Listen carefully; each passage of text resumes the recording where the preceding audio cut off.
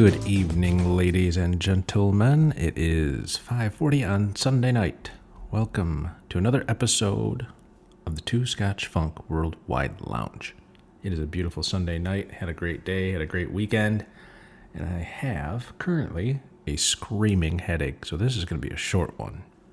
Now, before we get too far into this thing, I'm going to crack a limoncello naturally essenced sparkling water.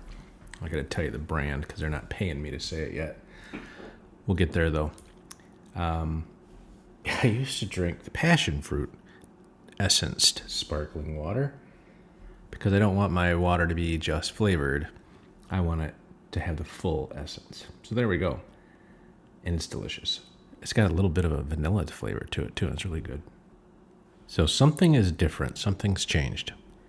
And I don't know what it is, and I'm not going to jinx it, and I'm not going to get too crazy and full of myself about it, but something has changed with this podcast, and the numbers are crazy.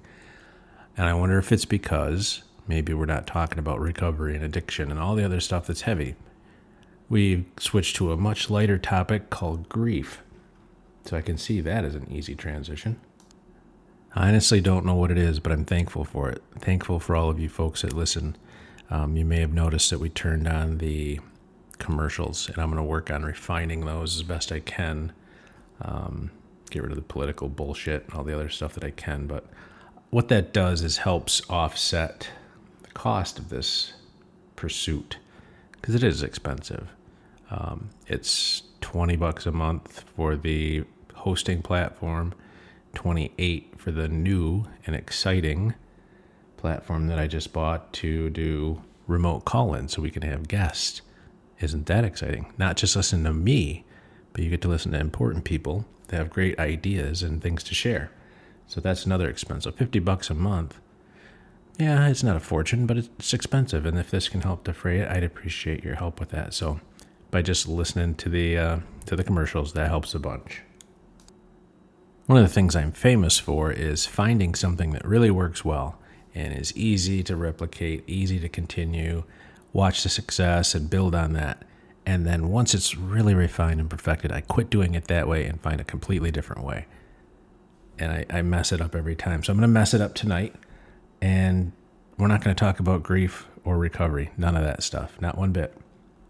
Tonight we're going to talk about realization. Self-realization, situational realization, that type of thing.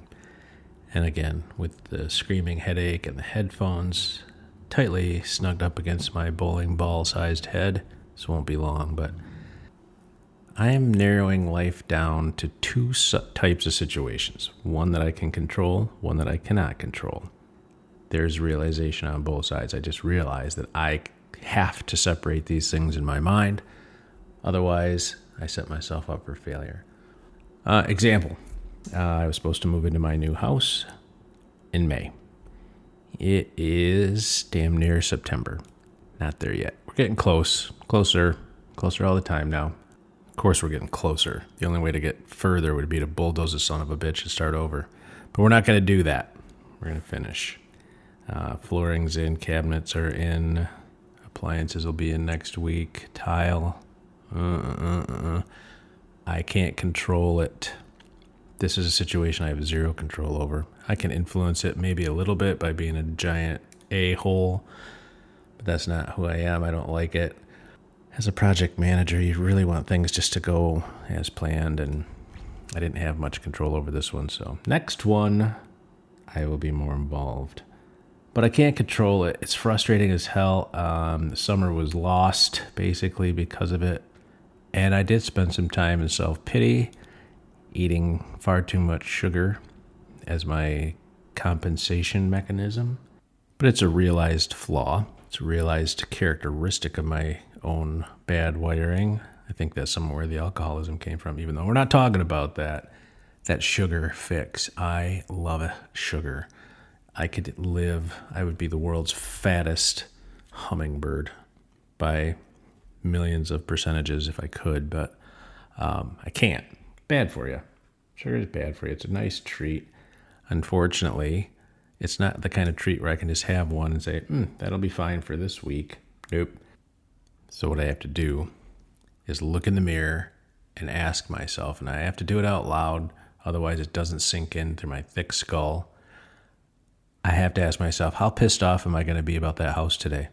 How much time am I going to dedicate to being angry about something I have zero influence on? Everybody knows they're behind. Some are working harder than others and getting caught up. But I have to say that. How pissed off am I going to be today about the house? How much time am I going to dedicate to being angry about something I can't influence? Pretty straightforward. It's an easy question. Easy to answer today because the cabinets are in. When there was nothing happening, I had to literally tell myself I was going to spend some time being angry about it. Acknowledge the fact that it was wasted time, but not care. Not be able to move through it at that point. And that's okay. That's where we screw up. We say, okay, here's my mechanism. I'm going to look in the mirror and say, how pissed off am I going to be? 20 minutes. That's not good. You can't be mad about something you have no control over. Yeah, you can. It's okay. It's human nature. Be pissed off. Don't dwell on it. Don't spend too much time on it. Feel the emotion. That's what it's there for. Feel it and then get on with it. One of the things I think we fail in is trying to overanalyze ourselves and over-perfect ourselves and be overly shiny. And it's not fair. We're setting ourselves up for failure by saying, you know what? I know logically it's ridiculous to be mad about something I can't influence. Logically, you're 100% correct. Emotionally, sometimes that just overrules logic. None of us are Spock that I'm aware of. Success for me is being able to say, okay, I know this is going to come up somewhere during the day. I'm going to be upset about this thing. I want to focus on it. This thing is going to upset me. That pep talk or that discussion I have with myself in the mirror lets me go back and say, okay, we talked about this, Derek. We talked about this morning, and there's nothing you can do about it. You can be pissed. You're pissed. You're done being pissed. Move on. I think my methodology is fairly straightforward. I don't know what a professional psychoanalyst, psychiatrist, psychologist, counselor, cop. I suppose it depends on the situation, how pissed and how long and how high the level of anger reached for the officer. And I'm sure the counselor would say, let's see you in 2 weeks and we'll talk about it again. Forever.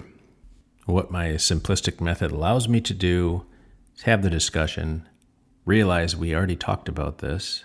It's kind of a thing I went with mom and dad on when I was a kid. Hey, you messed up again. We talked about this.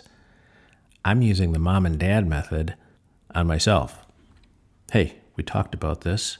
It's okay to be upset. It's okay to be disappointed. All these things. It's okay to be a human being. But now let's just sprinkle some logic on top of that ball of emotion. See how we do, okay? And be kind to yourself. We are our own worst critics. We're hard on ourselves. We are brutal to ourselves sometimes. Be kind to yourself. That's all I'm asking. Be kind to yourself.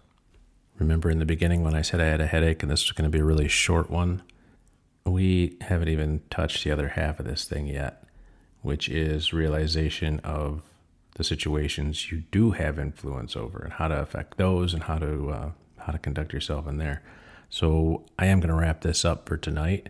That'll be the next episode. How do we deal with situations? How do we realize? See that realization word? How do we realize the situations we do have control over? And what do we do with them? Can we still do the pep talk in the morning? You bet. That's a very big thing. I'll wrap this up by saying thank you. Thank you for your support. Thanks for listening. Thanks for all the cool comments and the follows and the likes. That helps a ton. You have no idea. So I'm going to ask a favor. I've already said thank you. That's the most important thing. But I'm going to ask a favor. So tomorrow morning, when you're getting ready for your day, look in the mirror, have the conversation with yourself. Ask yourself whatever's been on your mind. If it's something important that you haven't really gotten to or you need to get to but you're putting it off, give it that importance. Have that conversation. Tell yourself how important that is and get after it. If it's something that's been chewing on you or taking up too much headspace, make it less important. Take away its priority, take away its power. Have that conversation with yourself. Say, hey, self, today's going to be that day. I am not going to let this affect my day, my performance, my whatever. Have that conversation with yourself. It's going to feel silly looking at yourself in the mirror and talking to yourself out loud. I live alone, so it's not a real big impact on the people that are with me because there are none.